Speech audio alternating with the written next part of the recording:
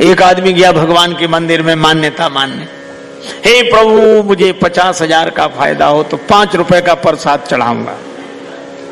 ले पहले ही चढ़ा दे। बोले पहले नहीं, ना हुआ फायदा तो 5 तो बेकार जाएंगे, जब हो जाएगा तब।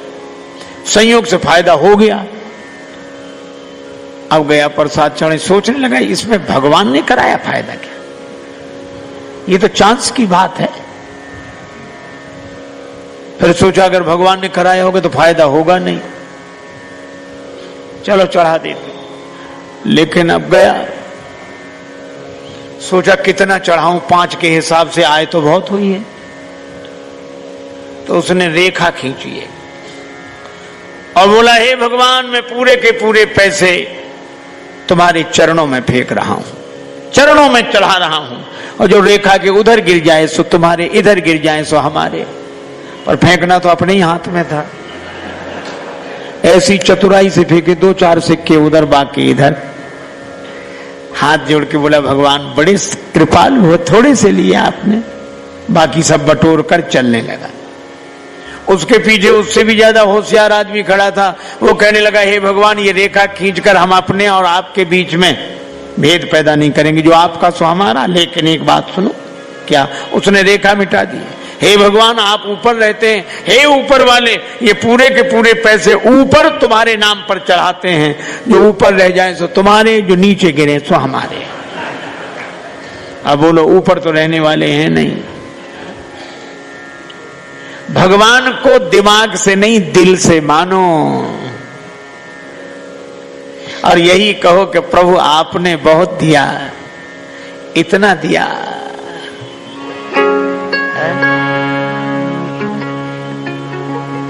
इतना दिया दाता ने मुझको जितनी मेरी औकात नहीं, इतना दिया दाता ने मुझको जितनी मेरी औकात नहीं।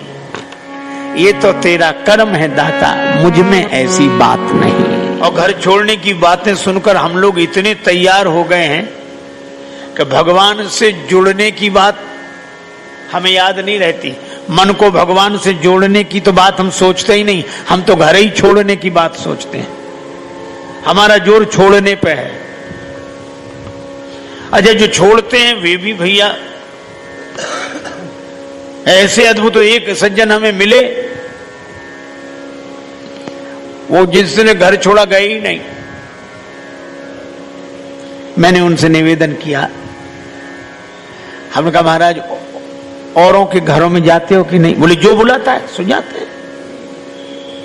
हमने कहा जब औरों के घरों में जाते ही हो तो उसी एक घर ने क्या बिगाड़ा था, जो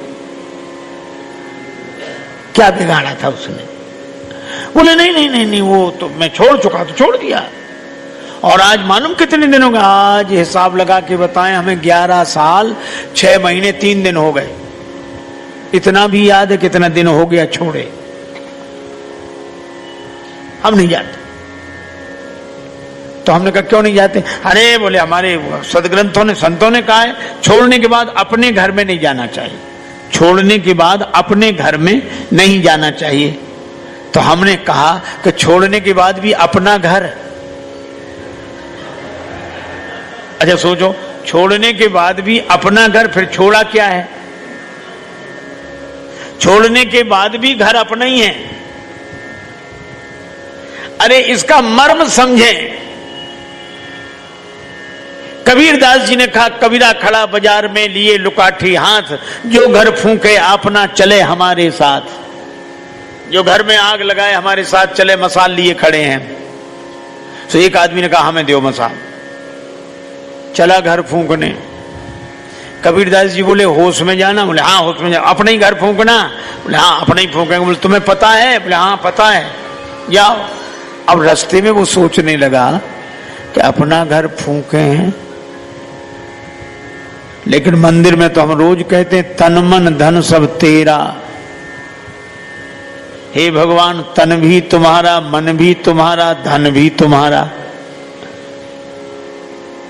तो भगवान का है कि हमारा है? और हम फूंकने जा रहे हैं।